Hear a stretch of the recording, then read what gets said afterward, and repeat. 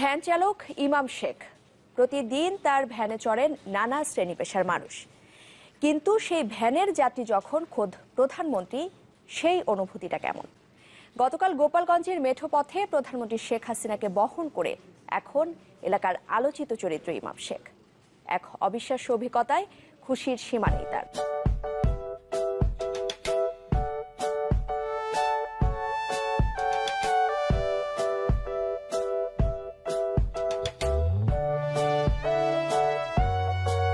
ভ্যানে চড়ে গ্রাম বেড়ানোতে শেখ হাসিনার অনুভূতিটা যতই ব্যতিক্রম হোক, প্রধানমন্ত্রীকে যাত্রী হিসেবে পাওয়ার অবিশ্বাস্য অভিজ্ঞতাটা ভ্যান চালকেরই।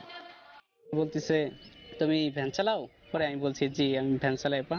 পরে বললো যে তোমার সব ভ্যান ইঞ্জিল হয়ে গেছে? পরে আমি বললাম, জি আপা সব ভ্যান ইঞ্জিল হয়ে গেছে। এখন বলতেছে যে হয়তো তুমি আমার বিদ্যুৎ নষ্ট করতেছো। হ্যাঁ, তারপরে আমি হাসে দিলাম, সেও হাসে দিল। এখন হাসে দিয়ে পরে বললো যে তাই তো, তুমি যাও সামনে যাও, চলো। তারপরে আমি সামনে আস্তে আস্তে ঘুরলাম, আস্তে আস্তে তার বাসায় নিয়ে পৌঁছলাম। অন্য একজন লোক আমাকে টাকা দিল। টাকা দেওয়ার পরে আমি বলছি, না আমার আফা উঠছে, আমার তো যেমন ধন্য, আমি টাকা নেব না। পরে অন্য লোক বললো, যখন টাকা নেব না তো তোমার ডিউটি শেষ, তাই তুমি যাও। তারপর আমি চলে আসলাম। আমি অনেক খুশি, খুব আনন্দিত। আমার এলাকার সবাই, মানে সারা বাংলাদেশের সবাই খুশি হয়েছে, এটাই আমি অনেক খুশি। বিশেষ করে টুঙ্গিপাড়াবাসীর পক্ষ থেকে বিমান বাহিনীকে আমরা অফুরন্ত ধন্যবাদ দিচ্ছি এবং তাদের এই সিদ্ধান্তটাকে আমরা আনন্দের সাথে গ্রহণ করছি। অর্থের লোভ না করায় এবং সততার কারণে তাকে চাকুরি দেওয়ার উদ্যোগ নিয়েছে বাংলাদেশ বিমান বাহিনী। সকালে বাংলাদেশ আওয়ামী লীগের ধর্ম বিষয়ক সম্পাদক এবং প্রধানমন্ত্রীর প্রতিনিধি শেখ মোহাম্মদ আবদুল্লাহ তার গোপালগঞ্জের বাসায় ইমাম শেখকে ডেকে পাঠান। সেখানে উপস্থিত ছিলেন বাংলাদেশ বিমান বাহিনীর একটি প্রতিনিধি দল।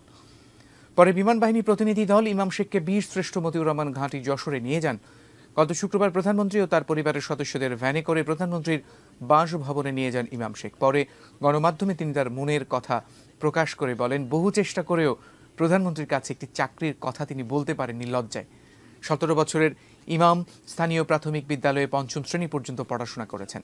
গত 1.5 বছর থেকে ভ্যান গাড়ি চালিয়েই সংসার চালাচ্ছিল সে। চাকরি পেয়ে তার পরিবার এবং টুঙ্গিপাড়াবাসীর পক্ষ থেকে প্রধানমন্ত্রীর কাছে কৃতজ্ঞতা প্রকাশ করেছেন ইমাম শেখ।